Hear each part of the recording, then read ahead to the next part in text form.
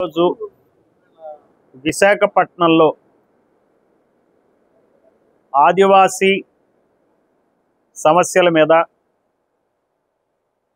మూడు రాష్ట్రాల నుంచి అటు ఒరిస్సా, ఇటు తెలంగాణ, ఆంధ్రప్రదేశ్ మూడు రాష్ట్రాల నుంచి ఆదివాసీ నాయకులు వచ్చారు.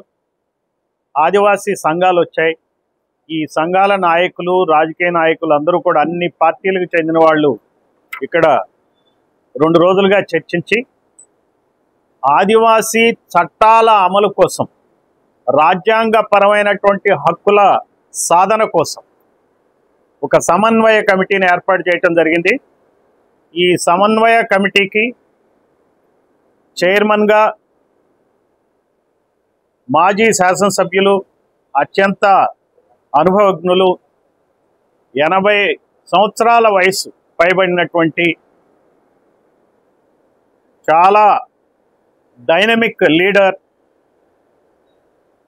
చందా లింగయ్య దొరగారిని చైర్మన్గా ఎన్నుకోవటం జరిగింది. అలానే మరి లకే రాజారావు గారు మాజీ ఎమ్మెల్యే, మన విశాఖ ఏజెన్సీ ప్రాంతంలో సుపరిచితులు, బహుజన నాయకులు, all India Bahujan Samaj party president అయినటువంటి లకే రాజారావు గారిని కన్వీనర్గా నియమించడం జరిగింది. వీరితో పాటు మాజీ శాసనసభ్యులు జయరాజ్ గారు, నిమ్మక జయరాజ్ గారు కురుపాం శాసనసభ ఎమ్మెల్యేగా చేశారు. వారు ఇంకా ఇతర ఆదివాసీ సంఘాల నాయకులు సభ్యులుగా ఉన్నారు. బ్రిటిష్ కాలం కన్నా ఇంకా అన్యాయంగా ఆదివాసీల్ని అణుస్తున్నటువంటి ఈ ప్రభుత్వాలని మెడలు వంచడానికే ఈ సమన్వయ కమిటీ పనిచేస్తుంది.